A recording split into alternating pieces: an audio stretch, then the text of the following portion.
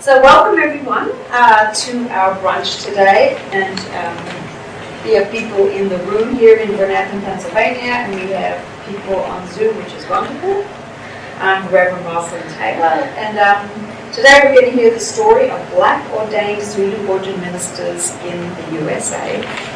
And our speakers are Shalonda Ingram from Washington, D.C., and Sue Ditmire from Urbana, Ohio. Maybe we'll just take a second to go around and say your name, where you are, and maybe just a short little whatever about why you're here. And I guess I'll have to call out names because you won't know the order. So we'll start with Sue Ditmire.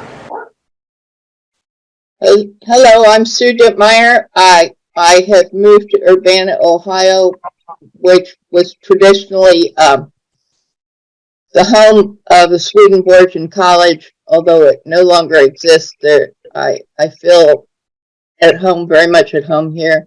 And my goal in my retirement is to work on the history of the church. So this is one of my first projects. Excellent. Bongi? Hi, and I'm just here to gain a little knowledge about his. Blondie, could you tell us where you're from? I am originally from New Jersey, New York, and we relocated here to South Carolina, family, and here for 38 years. And my husband is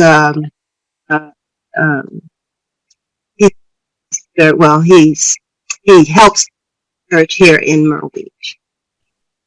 He's assistant pastor. Shalonda? Hey Ross, I'm Shalonda Ingram. I'm primarily based in Washington, D.C. Today I'm calling in from the Anape lands of New York City. I'm producing a dance festival here. We're celebrating the 10th anniversary of a group called Dancing While Black. And there's a theme, as you can see, for me. All of my work is about healing myself from the atrocious brutality of Christian dominance and other forms of supremacy. And so part of my work with Sue is to heal myself and to practice allyship and growing healthy and safe relationships with white elders. I also have a ministry in the Swedenborgian community and other churches to repurpose sacred spaces and support others with healing their relationship to Christian dominance. So today I'll just be giving a little bit of context before Sue shares the history of the specific ministers that the research has led us toward. And that's what we're up to. Thanks so much for everyone's patience with working in a hybrid way and addressing all these dynamics and coming together. Glad to be here. Thanks, Shalonda. And Shada? Hi, everyone. I'm Reverend Shada. I'm the pastor of the Church of the Holy City in Wilmington. I work with Swedenborgians in Action Against Racism. And also I work with Shalonda Ingram and Nurture Project in revitalizing church spaces, as she just mentioned. So, grateful to be here. Hello, I'm here with Linda. We live in Horsham, Pennsylvania. What is the question? Who are you and why are you here? Yes. Yeah. I'm very interested in the topic. I'm interested in hearing about the history of Black ministers in the Swedenborgian Church. And I'm happy to see Shalonda and Sue and everyone. Wonderful. Okay, Robin? I'm the licensed pastor at Urbana, Ohio, and I love history and been, researching church history for many years. And I'm interested in this topic specifically. I want to be part of the moving forward, movement in a lot of ways, and redefining our history and in, making amends or whatever we have to do. I'm interested in this topic because I come from the place where Urbana University existed, which of course was founded by Swedenborgians. And in my research, I have seen photos of the early alumni from the 1850s, and they are all white. And I discovered that there was a black college that came to Urbana in the early 1900s. Now, if you know anything about Urbana, this is a very small rural area. So to have one university or college is a big deal, but to have two seems kind of far-fetched. It just seems odd. So it just suggests to me that Urbana University must not have been accepting Black students back then, that we required a separate college for them. The difference also, in addition to that, what I discovered is that the Black college did not teach academics, they taught skills. You know, how to clean house and how to cook and how to repair autos. So there's a big difference. So I'm really interested in finding out more about that history too, which would connect with this. And Nancy? Oh, hi. I am here in Cincinnati, and I came into this church by way of Urbana University. I went to college there. And so Dorothea Harvey was who did my wedding, and then I joined the church later here in Cincinnati, and then served as a delegate to the National Council of Churches with Dorothea Harvey for a few years, and that was fun. So I've just been hanging out and answering history questions as they came to Cincinnati over the decades. So here to learn and listen. Wonderful. Nancy, are you able to unmute and introduce yourself? Hi, I'm Nancy Bukowski. I'm a member of the Wilmington Church. I'm also an ordained Swedenborgian minister that does work with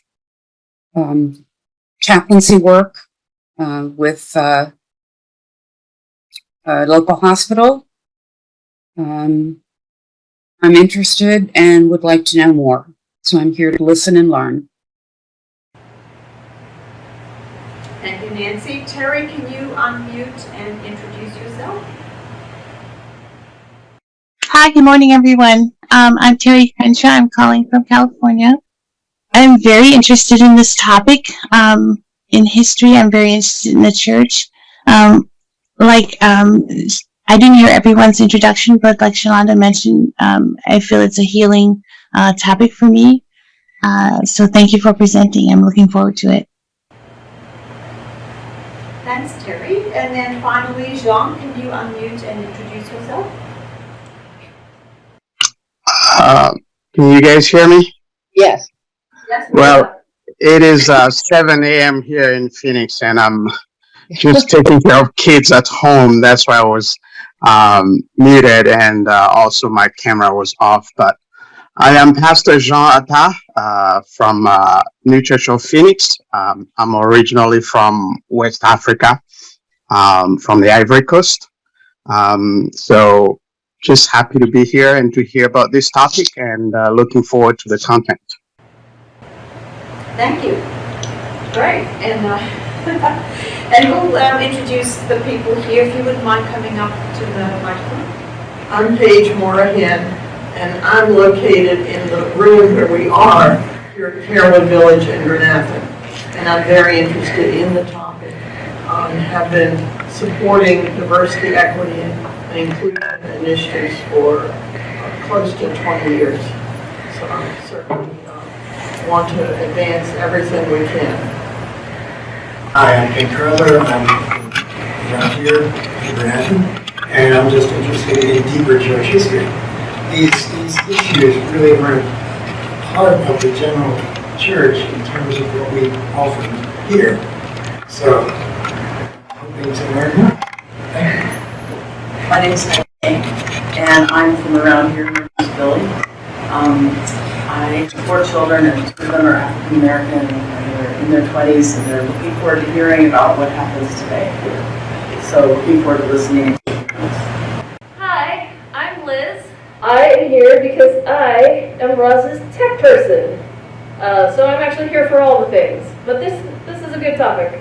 So I'm excited to hear about it. And yes, as I said earlier, I'm Reverend Rosalind Taylor, and I'm the minister of the Home Church in Bernathen. The Home Church in Bernathen puts on this brunch usually the first Saturday of every month with a speaker, and of course I was very excited to get Sue and Shalonda back to tell us more about the Black history of the Swedenborgian Church and in this case of the ordained Black Swedenborgian ministers. So now over to Sue and Shalonda. Thanks so much, everybody. I just want to name that. Roz, I want to acknowledge you for your courage and for your commitment to this conversation.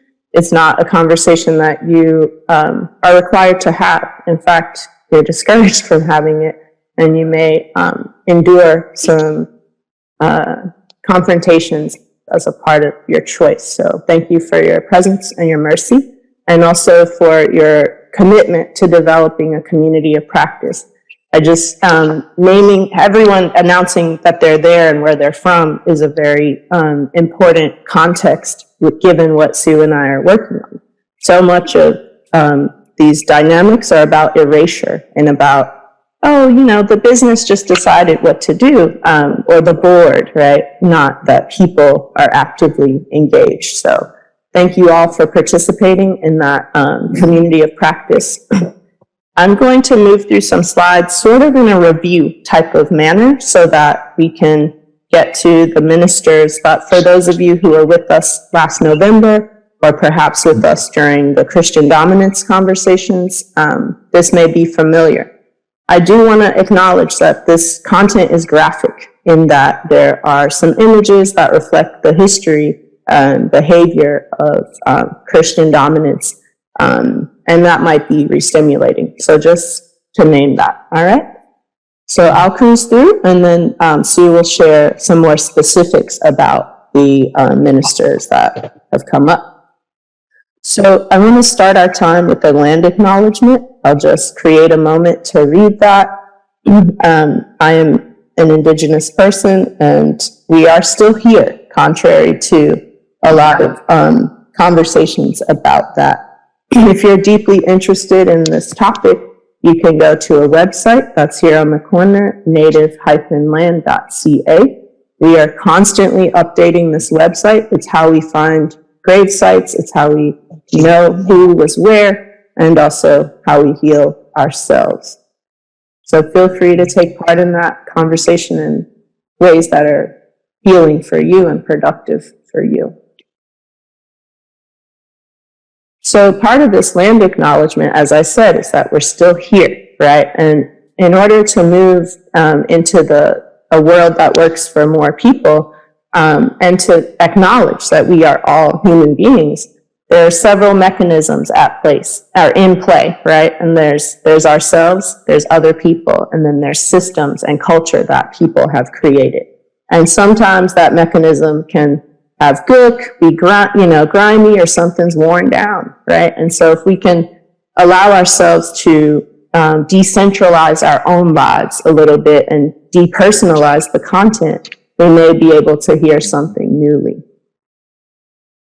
And I just want to give ourselves some grounding for how this conversation may unfold. It is an open dialogue, but we do want to have some boundaries, right? We want to be present. We want to have one person speaking at a time. If you're not speaking, please mute yourself. Take space and make space. If you are a chatty person, practice listening. If you are someone who is reluctant to share from your heart, take a risk with us. We want to give freely from our own experiences and invite others to do the same, especially when you're visiting this topic outside of this space. We also want to practice confidentiality because people have different life experiences and it's not all pleasant, right? And we don't want this stuff coming up casually later and without permission. We are all teachers and students. We're being together on purpose. We don't have all the answers inside of us individually, but collectively we may get somewhere. This is a safe space. We cannot guarantee each other's safety. So we must be brave and kind as we explore these topics. And we want to recognize and be empathetic about how this topic impacts each other. And we do not want to ask the marginalized community members to do the work of further educating, right? So if you have questions, please direct them to Sue or myself, not another person of the global majority or another Black person on this call, for example. Sue and I have signed up to be in this space, and that may not be true for other attendees, okay? So just twinkle your hands if you are okay with these agreements. That would be great. And if there's something that doesn't work for you, please send me a chat and we'll maybe evolve these agreements on some level.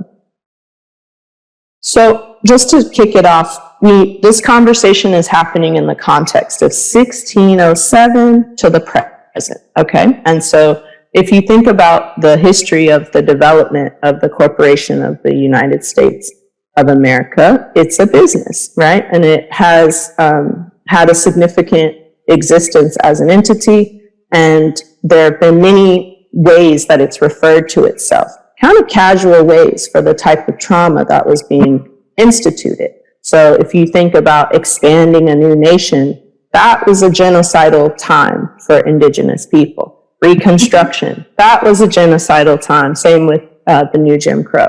So we have these very casual ways of naming atrocious behavior, and some of that behavior impacted the ways that ministers were recognized or not recognized while Black in this community. Question. Yes. I just want to know how the fact that this is being recorded, how that works with confidentiality. Yeah, so I think that's a question for Roz. I think what we'll need to do is, if you do not want your sentiments recorded, don't make any. And if you don't mind, feel free. And this footage is stored with Temple, and we can trust Roz to care for us in that way. Yeah. Thank you. Sure. Excellent question, thank you. And so if we're considering this as our framework, this may assist us with decentralizing whatever we've been taught about this, and we've all been indoctrinated about this. The other major thing is to consider in documentation, like the 3/5 compromise, where human beings were being negotiated in a very clear and particular way, and this is a part of the founding documents that created the corporation, okay? And I'm utilizing the word chattel intentionally. This word chattel included women, it included children, it included everyone who wasn't a white male with wealth. And that's critical, because even poor white people were in this category of negotiation and chattel. And so, again, there's been numbers and numbers of language terms and campaigns that have surrounded this, and we just want to name a few of them before we pass it on to Sue.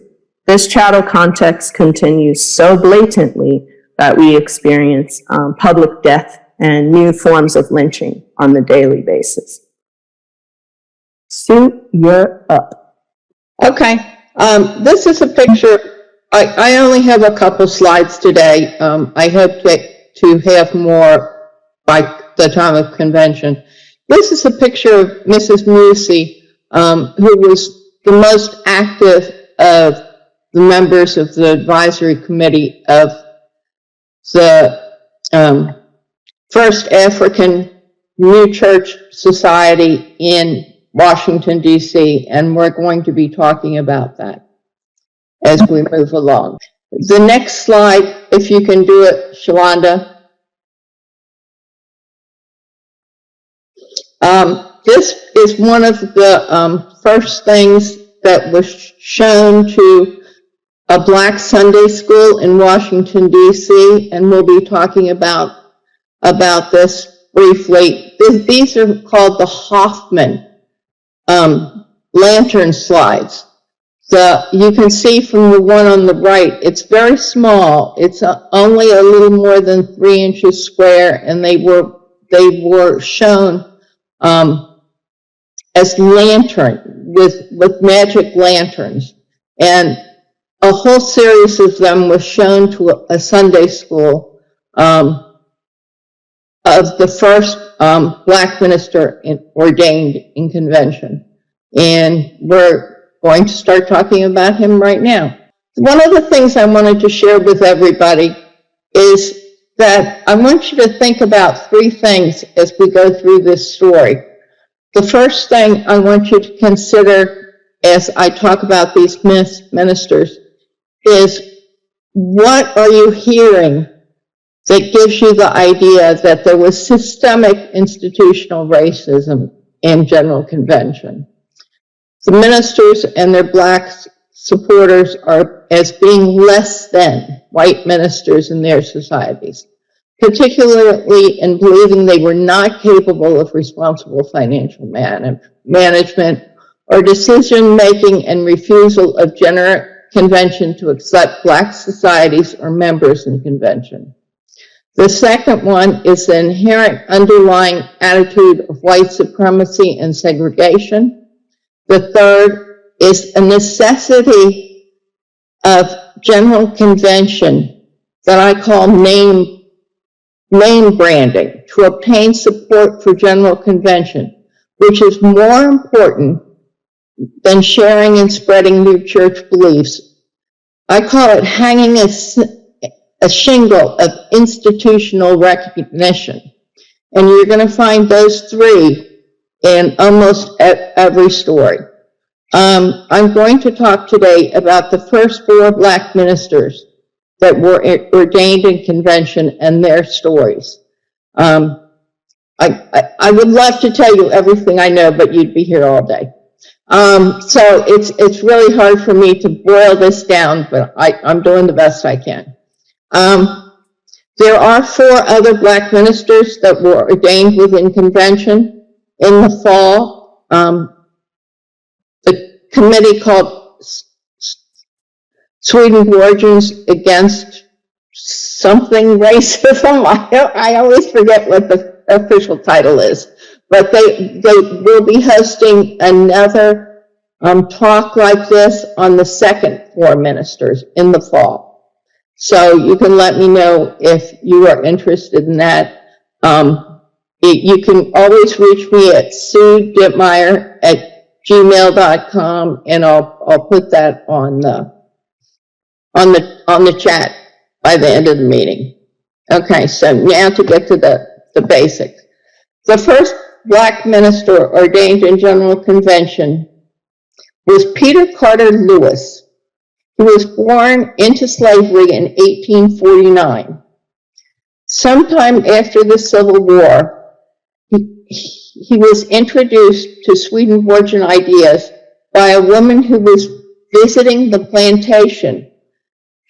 And her name was Mary Wells, and she went on to become a member of the Chicago Society. I don't know how she was related to the church before that. Unfortunately, I have not found any direct writings by or about Reverend Lewis, other than his doing Sunday services for his congregation. One of the most interesting and coincidental things I found was that I found some compelling evidence that he was the son of a free slave born in Virginia, also named Peter Carter Lewis. And that both Peter Carter Lewises were very likely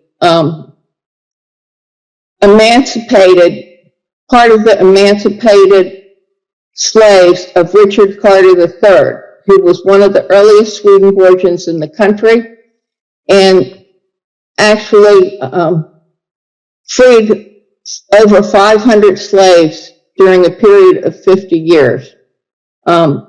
So that's a whole nother story. He is often referred to as the first emancipator. So this started about 1800, the freeing of the slaves, and it went on until the 1850s. So that's another story that I'm probably going to write up, and you will see it in the Messenger. In 1890, we find Reverend Lewis was the minister of an African Methodist Episcopal Episcopal Church in Washington and sought out conversations with Swedenborgians in the city. He became friendly with several of the members of the Church of the Holy City. One of these friends put on the Christmas program for his Sunday school using the Hoffman slides of Christ's life. It turned out that the date was windy and stormy, but it was still well attended. This encouraged the white Swedenborgians to proceed with the relationship. About 1892, with the encouragement of these friends, Reverend Lewis and a good part of the AME congregation left their church. His Swedenborgian friends provided rental money so they could hold their Swedenborgian services in a small building. On January 22nd, 1893, Mr. Lewis was ordained as the new church minister by Reverend Chauncey Giles. On February 5th of 1893, 36 adults and 13 children were baptized by the Reverend Frank Sewell of Washington, and Holy Communion was administered by Reverend Thomas King of Baltimore and assisted by Reverend Lewis. In May 1893, the first Colored Society of the New Jerusalem was duly incorporated. It would quickly become referred to as the African Mission. So remember that. Then they asked to be, this is not one of the issues that we will feel proud about, but one of the ones we need to know about. They asked to become part of the Maryland Association, which is the subgroups of General Convention and how people are represented at convention meetings. Word quickly came back from the Maryland Association that they could be affiliated, but not a member of society. And they could become affiliated if they had an approved advisory committee of white Swedenborgians that would represent them in Maryland Association and convention. I find that horrifying, but it's the reality of what happened. Also, the building that they had rented was dilapidated and even condemned by the District of Columbia in their second year of occupancy. So they quickly, again, did not have a place to meet. The advisory board, although not well supported within convention, did buy the property, the decrepit building and an empty lot next to it, and had an architect draw up the plans for a new building. I actually carefully went through the records of the General Convention of 1895 because I was amazed that they would get support to put up a building there. What I did find was that, in my opinion, it was the best played political moves in convention history, and all done legally. But a very small minority of convention members were able to get passed within convention and get approved for the money to put up a church building for this congregation. The plan was a building which would house the church with worship space and auditorium seating upstairs, and on the first floor provide a gymnasium and classrooms for industrial education for the very poor members of the neighborhood.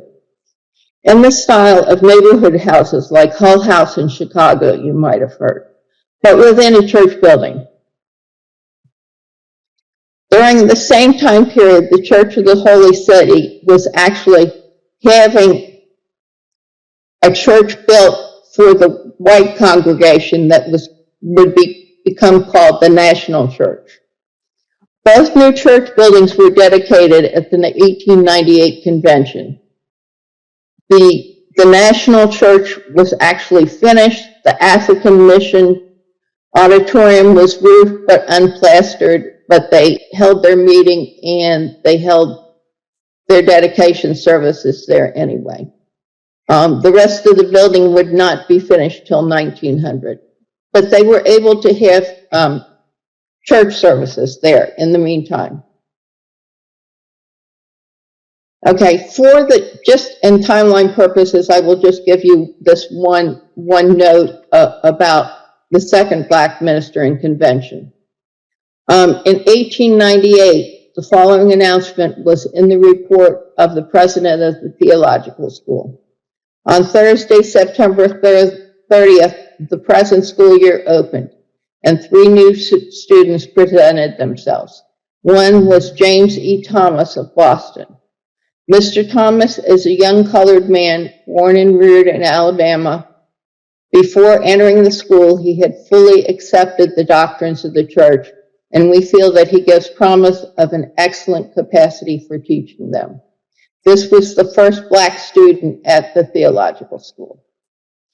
We'll talk more about him after we finish with Reverend Lewis. In 1898, the advisory committee reports that Reverend Lewis has continued to preach, but now proposes to resign his charge and give place to a younger man, meaning Reverend Thomas. The advisory committee asked the theological school, but the teachers think he should remain a year longer at the school. It is proposed that he visit it in the coming summer recess of school. He did do that. The following year, okay, in all this time, the advisory committee reports have been praising Reverend Lewis all along as being a great man and a great leader of his group, of his church. But now we hear a different story in the advisory committee report. The mission was continued without change of service and work until 6 months ago, when it was deemed best by the advisory committee having charge of it to discontinue the services of Reverend Lewis, who resigned on request 12/31/1899, but carried with him some sympathizers, in truth, most of the adult members, who started another place of worship. It is not surprising at all that most of the adult congregation followed Reverend Lewis. They had followed him to the new church because they believed in him. They really, at that time, had no knowledge of any new church ideas.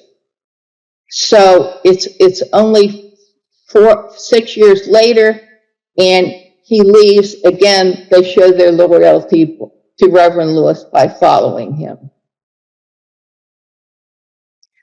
Most of the Sunday school remained because the Sunday school was made up of kids and in this very poor neighborhood where they were located. The African mission was actually built in the poorest neighborhood and the most rundown neighborhood in Washington, D.C. And it was a place where these children found safety and found positive attention from adults. Mr. Thomas, who was about to graduate from the New Church Theological School, came and took over as pastor there.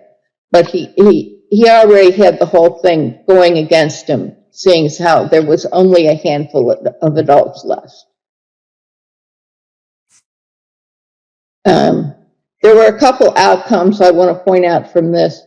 The first major change, as I mentioned, was the lack of adults now in the congregation.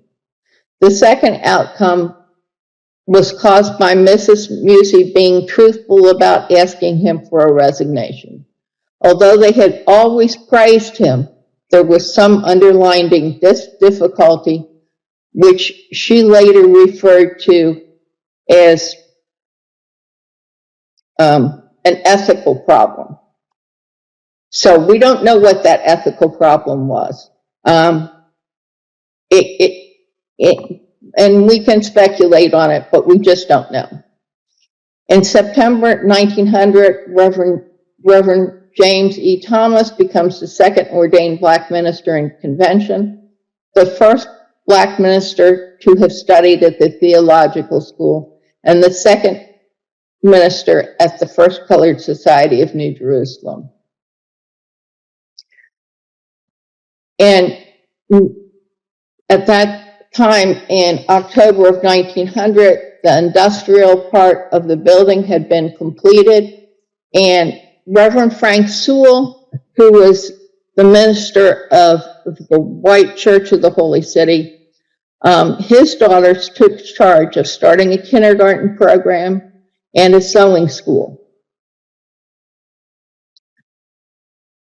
And one of the white administrators we talked about a minute ago was Mrs. Ellen Musey, who, in addition to being a lawyer and starting a women's law school in D.C. at this time, was also the third vice president of the Red Cross, National Red Cross. And on October 10th, she accompanied Clara Barton and the first group of Red Cross volunteers to assist people of Galveston, Texas, after the deadliest hurricane in U.S. history. She met there Mrs. Lovey G. Wilson and her 3 children who were survivors of the hurricane, and they accompanied her back to Washington. She would become the mainstay of the industrial education and of great assistance to Reverend Thomas. She assisted with the sewing class and the kindergarten, and eventually took over both of those classes and more classes. Reverend Thomas and Mrs. Wilson did an excellent job of setting up and teaching the industrial classes and creating a place where the local community was welcome. We find out later in conversations Mrs. Wilson has with the local residents that when Reverend Lewis and his congregation were there, not only were they not invited in, but they were discouraged from coming in because they were very poor, poverty-stricken people, and the black congregation did not want to be associated with them. That changed when Reverend Thomas arrived and Mrs. Wilson arrived. So there's prejudice amongst all of us at a certain level, both color-wise and economically. In addition to his position at the African Mission, Reverend Thomas was active in the District of Columbia Black Ministers Association. He was also involved in the national movement to uplift his race. I really like this guy. You know, he was a good human being and stood up for his people. In August 1902, he attended and was present in Georgia for the first national gathering of leaders of his race. It was the Negro Young People's Christian and Educational Congress. In the report he wrote for the Messenger, part of what he wrote was, "We Negroes, numbering between 12 and 15,000, are gathered here in the Exposition Building of Atlanta from all parts of the United States for the purpose of devising plans whereby we may be able to better our condition and to assist those of our race who stand most in need of our help." This idea was in keeping with the spirit of the motto of the Congress, reaching the unreached. That was right up his alley. You know, I mean, that was his goal in life. There were delivered some very thoughtful papers on different subjects. I was disappointed, however, to find that very few dealt with the subject, reaching the unreached. No one had a paper bearing directly upon this subject. Reverend Thomas expresses his great disappointment in the lack of actual discussion of ways to lead and reach the unreached. He found the presentations were made only by men whose church denominations had provided funds to support the meeting. and all was praised for what they had accomplished so far. Reverend Thomas actually wanted to discuss what they could do to move forward. So you can hear right away in his writing that he was so disappointed that his goal was really to reach the unreached. Over the 5 years Reverend Thomas was minister, there is a lot of articles in the Messenger written by Reverend Thomas. At some point, I will be getting more of that information out, and you will see why I admire him so much. The advisory committee also wrote positively and were enlightening of the work being done there. Reverend Thomas and Mrs. Wilson were running the industrial program. They had classes in sewing, cooking, typing, stenography, physical education, and an active kindergarten for the poverty-stricken children who lived in the alley behind the church. One of the things that I'm going to share with you now is an excerpt, a rather disturbing excerpt from the Board of Missions editorial in the New Church Messenger in 1903. This is just a section of it, and actually the most shocking paragraph. So just be prepared for what you will hear. It is not what we think of as being even rational in this day and age. It has seemed to us that the work of the Washington Mission among the colored people was being established upon exactly the proper foundation. In America, the colored man has been sinned against in more ways than one. And one of the worst crimes against his nature was perpetrated when, at the close of the war, the African man was permitted to forsake the handicraft that was his occupation in the period of slavery. And the African woman was allowed to drift away from the domestic use wherein she previously excelled. The Negro was a distinct loser when he adopted Anglo-Saxon ideals, and the young man became ambitious to be a lawyer and a politician, and the young women craved, above all things, a piano and the leisure of a lady. All true work for African Americans lies in the direction of inducing them to do, in freedom, practically the same thing that before the war they were obliged to do by the will of their masters. It is this that constitutes the essential value in the sane and devoted work of Booker T. Washington and a few others, who are laboring to solve the colored problem by making the colored man self-sufficient, self-reliant, honest, industrious, and competent. No efforts to benefit the colored man spiritually will be of any avail, which are merely oratory. I don't know what that word means, I'm sorry. A thing of verbal speech. The gospel that will save the colored man must be written in letters of life. He must see object lessons of clean and wholesome and honest living.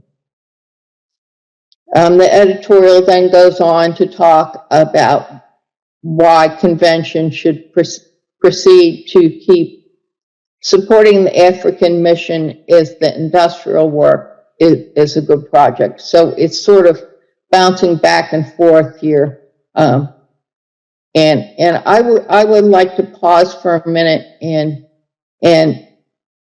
if anybody wants to have a short discussion, Shalonda, maybe you can lead us about that paragraph. Yeah, for sure. Thank you, Sue. And hang on one second. I have a comment which relates to what you just read, but it goes back to Richard Carter III. I actually read about him online, but I didn't realize he was a Swedenborgian. And what I understand is that he freed a lot of slaves, but he freed them a few at a time.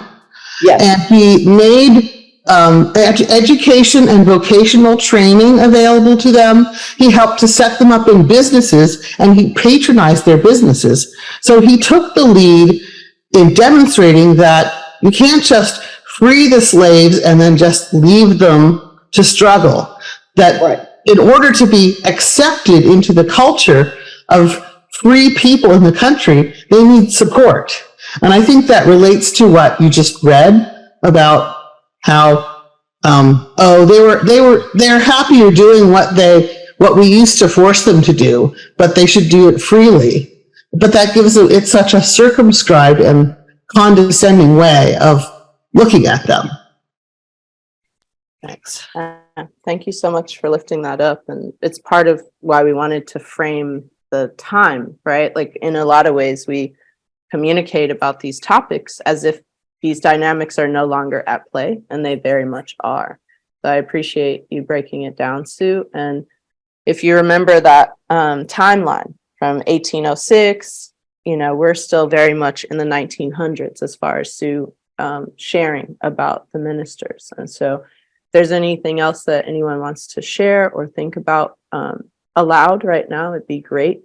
I did put both ministers in the chat with a few of their details just so that you can hang on to that and, continue your own research if you would like to do that.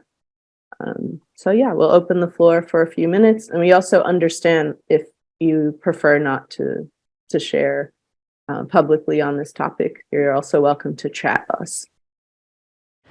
So Shalonda and Sue, thank you for lifting that paragraph. It's certainly not easy to hear. I've been reading a history of the United States that it's called We're Not a Nation of Immigrants. And it just puts all of this in such perspective that ever since the colonial empires, England, Holland, US, they've always viewed darker colors as lesser in mental capacity, etc. And that paragraph to me just epitomizes that. And unfortunately, that is still with us today. So it comes back to, just a final note, I've really been thinking after reading this book about the history that if we don't learn from our history, we repeat it. And we are certainly repeating history around the world right now. One question for you. What's the name of the book that you're reading? I want to put it in the chat so folks know if that's cool with you. I'm going to have to go down to my apartment to get it. No, take your time. Thank you so much. And so this is powerful in the sense that, when Sue and I interact about these topics, we both are actively choosing to go here and to look at this content and to really stomach this and to become capable of sharing it and doing the grieving ourselves in advance so that we can share it with you. So thank you for lifting up that sensitivity page. I think it's one of the things that makes it so difficult to move the conversation forward. The resistance coupled with the emotionality of the traumas that we're being exposed to by looking at this content. So it's a very powerful thing to become capable of interacting with these choices that people have made over time and their impact on the society that we have now.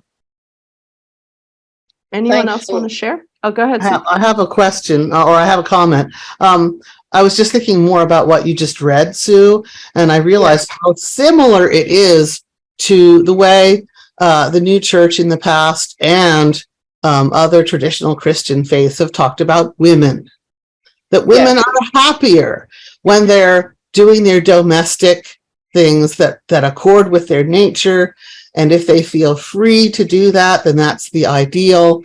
And we don't want them to have ambition for like careers like doctors and lawyers and things like that. Just the way they're saying about the Black people and of course the Black women who are domestic. But there's a very strong parallel between the way Blacks were seen and the way women were seen, even to the extent of, well, what the Swedenborg says, the Blacks have a celestial genius and women love predominates. It's very similar, and that is a pretext for saying what they should and shouldn't do. Yeah. Thank you. Okay, well, hopefully we'll have a little time at the end to get back to some of these things, but I wanted to clear the air a little bit after having read that paragraph. When I first read it, it put me off from doing research for a good week, and I did share it with some friends in convention because I was so totally shocked by it. It really like hurt my soul. But I want to move on just with one more report on Reverend Thomas, and then I want to move on to Reverend Daniels, who's the third minister ordained. Reverend Thomas during the summer would take trips south. Remember, he was from Alabama, and his goal in going to the theological school was to return to Alabama and minister to his friends and family and his people there. He talks in a 1904 report, he describes a trip to Alabama and says, but the most effective and constructive missionary work was done in Bessemer, Alabama. There, besides preaching on Sundays, I held several house meetings and distributed many circulars of the kind enclosed. Result, I have 20 names of people who have become interested in the doctrines and have pledged myself to do what I can to support a new church mission should one be planted in the midst. He says, if a mission can be started as the one proposed in Bessemer, with the kind of people indicated, it will certainly be a success. The Oddfellows Hall was already been suggested as a temporary place of meeting. Indeed, the outlook seems very helpful, and the field ought not to be neglected. Early in April 1905, Reverend Thomas resigns as pastor of the First Colored Society of New Jerusalem to take effect July 1st, an action contemplated for him for some time. For the reason that while he has considered his work among the young people useful, he felt he was not succeeding with the adults. After that time, he does go back to Alabama, where also interesting, Mrs. Lovey Wilson and her 3 children arrive in Bessemer, and Reverend Thomas and Mrs. Lovey Wilson are married August 22nd, 1905 in Bessemer, Alabama. He went on to regularly report to the Council of Ministers his yearly activities, but other than by mail, he had no regular contact with General Convention. The Board of Missions continued to give him a modest salary of $15 a month. Seeing how he now had to support a family, and between them, he and Lovey, he was getting paid $35 a month in Washington, and Lovey was getting paid $10 a month when they were considerable change in their income. Reverend Thomas winds up taking a banking job, which is another interesting story for another time, but continues to minister and continues to report to convention and continues to believe in supporting and uplifting his people. In the 1907 report, Reverend Thomas to convention, Reverend Thomas speaks of his discouragement over the Bessemer group and his inability to support his family. So far, however, as for establishing a permanent new church organization among my people, I have come short of my expectations. In Bessemer, where we have held many service and we entertain hopes of establishing a permanent organization, about a dozen of the leading people in town became interested followers, pledging their means in order that we might build a suitable house of worship. It was our idea and intention to have an institutional church similar to other denominations here and the work he and his wife had done at the African Mission in Washington. After soliciting among our new church friends, it seemed that they were not ready to lend us any support in that direction. This, nevertheless, is a splendid field in which to do institutional work, and it was with great reluctance that we gave up the attempt. We will go on to see this with other Black ministers, that they could not get support from convention as themselves. This white advisory board was the only reason that the first church was created. And sadly, after Reverend Thomas gave his resignation, the advisory committee, within 1 month, sold that building and ended that whole experiment without any permission from convention and the selling of the church. General convention meetings were aghast at the speed at which that building was sold. And it caused quite a flurry. And I think it goes on to leading to endorse the idea that we can't work with Black ministers. You know, that this just is a disaster waiting to happen, and helps lead to the other Black ministers not being able to receive funding and not being believed that they were capable of forming an organization. It is tragic, but it is what happens, and you will see as we move through the rest of the ministers, that attitude continued over time, up to the present time, I am sad to say. And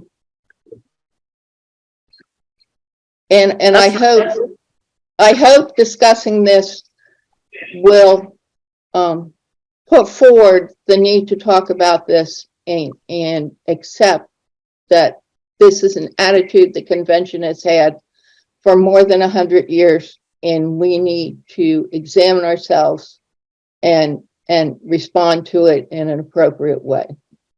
And I don't mean by giving a donation to some Black church. I mean by reforming ourselves.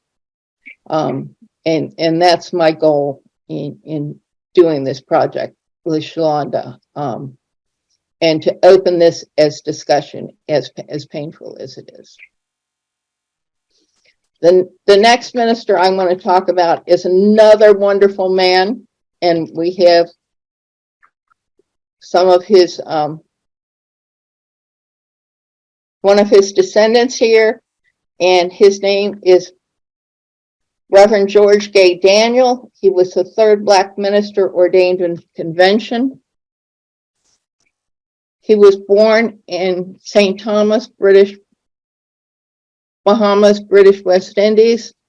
As you will see from his knowledge of many subjects, he must have received a great education there, although we have not determined yet where he was educated. But when he first came to the United States, it was to New York City in 1899. He became a minister of the African Methodist Episcopal Church in Brooklyn. And in 1900,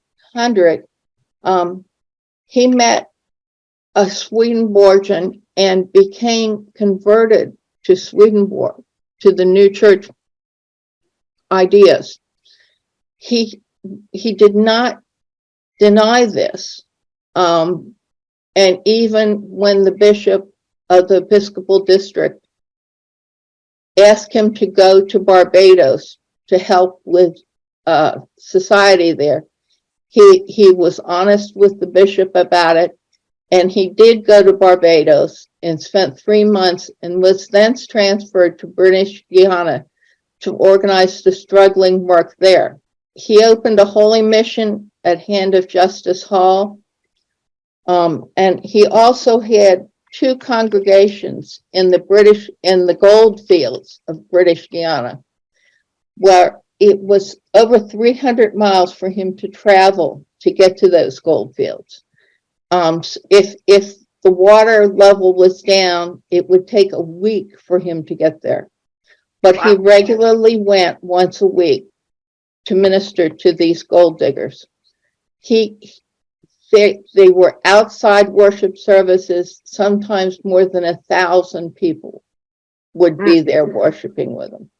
So he was obviously a very good speaker and could speak to people where they were, despite the fact that he was highly educated and a very academic man. And we will go on to see that happen with him in other places.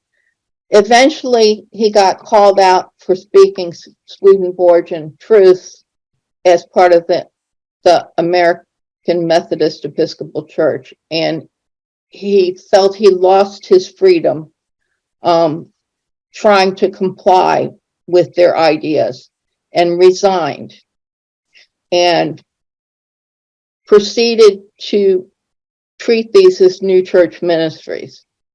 In 1906, he returned to the United States and attended General Convention in Cincinnati, where he was ordained as a Swedenborgian minister, and he was encouraged to, that worship service of the day he was ordained, they donated to his plan to build a church building in British Guiana.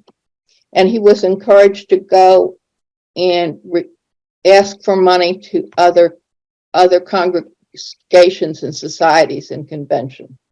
He did do that, and he actually received no money. So that did not work, but he decides to stay in New York City anyway and turn the missions in British Guiana over to a very good assistant named Reverend Adams, who was later also ordained as a missionary in British Guiana. His wife Lillian, also very educated, and his son Emmanuel joined him in New York. And they would have 2 more sons, George Gay Daniel, Jr., born in 1913, and Dunstan Seeley, born in 1915.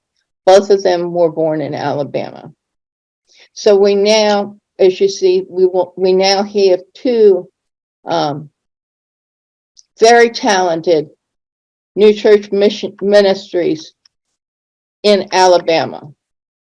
And the interesting thing is the first minister ordained had actually lived in Alabama too. So there is some connection with Alabama going on here, but remains to be seen. In New York, they formed a group called the New York Institutional New Church Mission. They requested no money from anyone outside of themselves.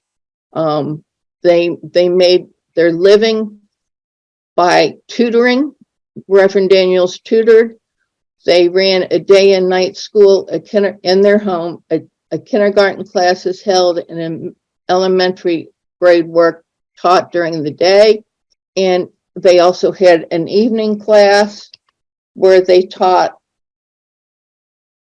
Latin, French, arithmetic, parsing, and analysis of English grammar, and several different languages.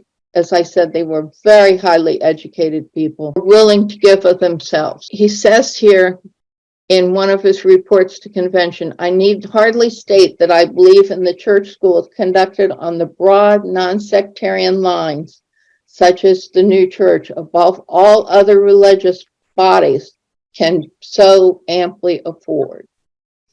And here I want to bring up again the idea of branding. He's preaching new church ideas without having what I call a slate saying General Convention up hanging on the wall. He believes in the truth, and therefore teaches it with no worry about needing to call it a denomination, but to speak the truth. They continue doing that for a couple years, and trying to create a society there. And again, they try to get some support for renting a room to create a society. And again, that is totally rejected. So he continues in 1910, 1911, he moves to Selma, Alabama. He's engaged as a professor in French and Latin pedagogies, mental and moral philosophy, as well as being chaplain to Payne University, an institution under the auspices of the African Methodist Episcopal Church. I've been able, under divine guidance, to do a great work in spreading the heavenly doctrines. I have preached in all denominational churches here with great acceptance.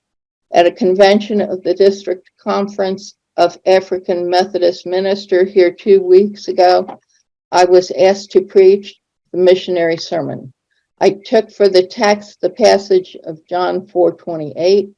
The woman then left her water pot and went her way into the city and saith to the man, "Come see a man." My theme was leaving the water pot, or women's message to the world. I met many who later told me, "Doctor, I have left that old water pot." The ministers of the convention there and then endorsed an educated ministry, saying that I had solved the problem, that it was possible for an educated minister to preach the gospel with a simplicity that the most ignorant and learning could appreciate. The science of correspondences, the golden key to the scriptures, had done it. He goes on and continues to work outside of the denomination, but speaking from new church ideas and Swedenborg's plans. In 1980, along with the work he was still doing, he took a job for the federal government as a local emergency demonstration agent for the colored farmers of Clark County, Alabama. Now, this is very interesting because it occurred to me that at the same time that he took this job working for the extension agents, George Washington Carver was working at Tuskegee on farming ideas and modernizing farming techniques. And I wanted to assume that he had worked together with Reverend Daniels. It wasn't until I actually spoke to his descendants that I found out, in fact, he was working with George Washington Carver. And the other interesting thing was Reverend Daniels' 3 sons all attended and received their elementary education at the Tuskegee Institute. So that's another aside, and to just show that both Reverend Thomas and Reverend Daniel were really advocates for the uplifting of their race. And we should have great pride in the fact that they had new church ideas and spoke and stood up for them, even when and if they did not have that plaque, General Convention Swedenborgian Church, hanging out all the time. I am just so impressed with both of these ministers, and in honesty, I would love to go back and have coffee with them. They were truly great men. Now I come to just a couple minutes very quickly to tell you what happened to them. In the Red Summer, which I hope everybody knows about, which was after World War I, when the Black soldiers came back, having served and been treated as equals in Europe, they were not interested in going back to their old Jim Crow roles. Because they were speaking up, it became a physical altercations with white people who were not happy about that. In Alabama, where Reverend Thomas was and Reverend Daniel was, there were lynchings. In Reverend Daniel's community, there were 2 lynchings that summer, and he was also visited by the KKK at his home. As a result of that, Reverend Daniel moved his wife and children back to New York City, but he did return to Clark County and continued his job as working with the extension agents and worked with both Black and white farmers and continued preaching their new church ideas. Reverend Thomas was living in Mobile at that time. There were 2 lynchings within that community, and I can easily assume that because of his political work, that he too was probably visited by the KKK. His response was similar, but more drastic. He returned, he moved his family to Philadelphia, was in contact with Reverend Charles Harvey, who was the minister at the Philadelphia church at that time. They had been classmates at the theological school. Reverend Harvey did his best to help out the Thomas family and was able to get a stipend from Board of Missions of $25 a month and hoped to have Reverend Thomas start doing some mission work in Philadelphia. Reverend Thomas was unable to do that. He was literally a destroyed man by what had happened. So I can only imagine what must have happened to them. He never again preached. He did take a job for a while working for the YMCA, but was dead within 5 years. His wife, Lovey, I found in the 1930 census, again living in Washington, where she owned a house and was doing what we now call foster care, and she's listed as a widow. Because Reverend Thomas had not hung out his General Convention shield and the denomination name, his obituary was not listed in the Messenger or in the General Convention Journal, and it is terribly disappointing to find that. Reverend Daniel, when he retired in Alabama, did return to New York City and helped with the newly formed Harlem Society, which we will talk about in my next discussion group. But in late 1929, early 1930, he was hit by a streetcar, which the family sort of wonders, was this actually an accident or not? Because he continued to be very politically active. At any rate, he was hit by this streetcar. He was starting to recover, but then he died from his injuries. His obituary was in both the General Convention Journal and the Messenger. Not quite sure why his was and Reverend Thomas's wasn't. Just a quick mention, there was another, the 4th minister was Reverend Abraham A. Albert Simmons. He was in Chicago. I don't know much about him yet, but I do know that his church was still active in 1952. So this African mission in Chicago, again, was not recognized by the Illinois Association, but it did exist for more than 50 years. And it is the longest, most successful congregation, Black congregation in General Convention, although only loosely associated. Once again, not supported, not having association status. But Reverend Simmons did continually go to Illinois Association meetings, and he attended convention whenever possible. So that's the end of our time. Really, I don't know if we have a couple minutes to hang in there, but I will turn it over to Shalonda to close things out. Sure. Thank you for sharing that, Sue. I just want us to take a collective breath. This is a lot of data, right?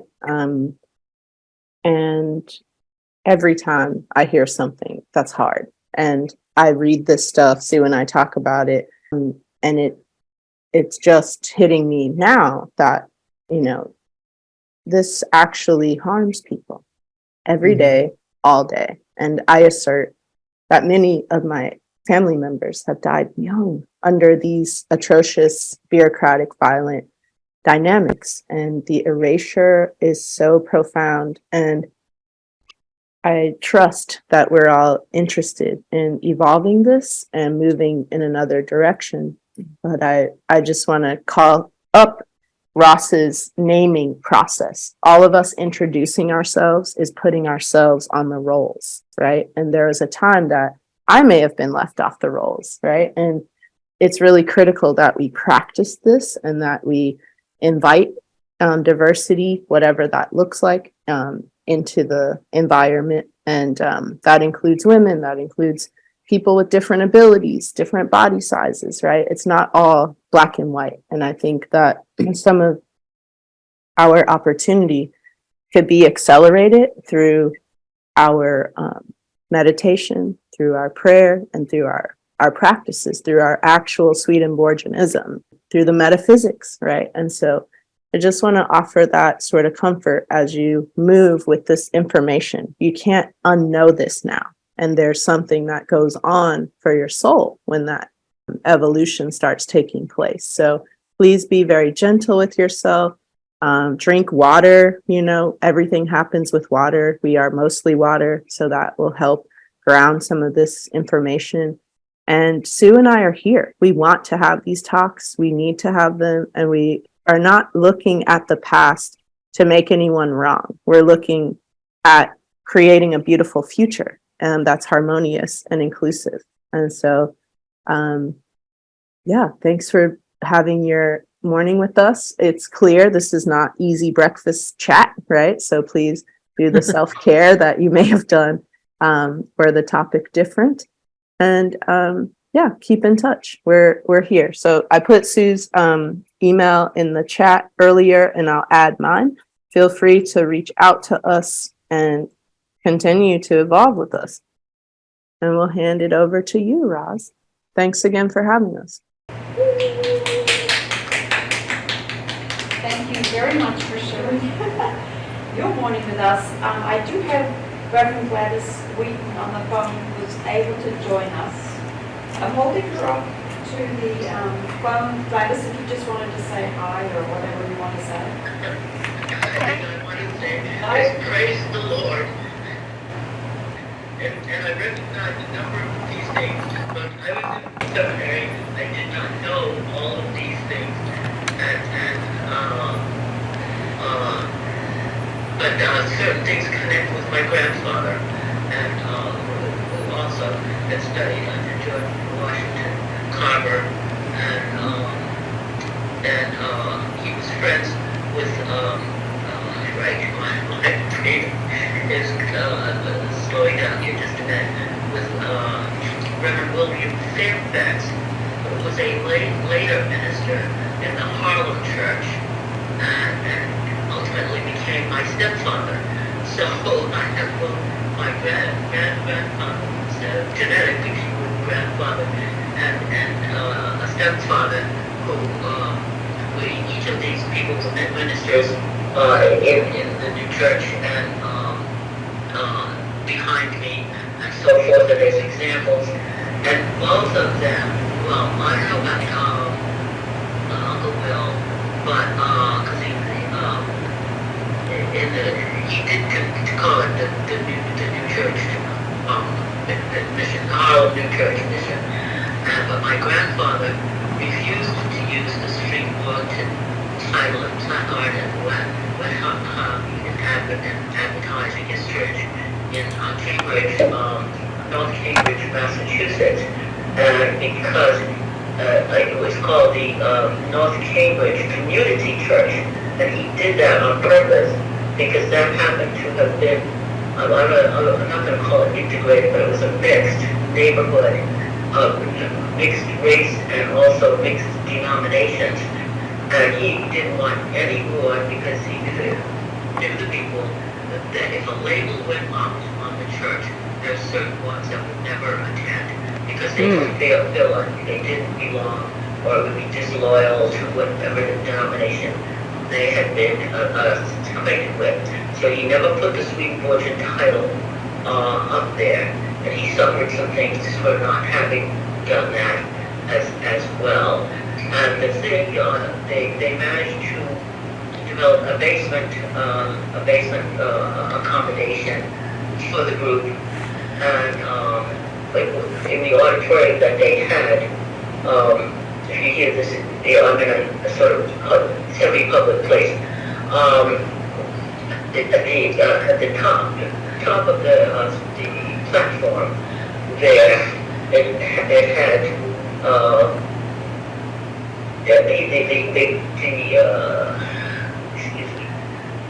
the gospel message that said, where Jesus quoted and said, "The Father and I are one. Whoever has seen me has seen the Father." And he kept that in front of people's face, as it were, as a thing that people could see and remember. And church served this multi-racial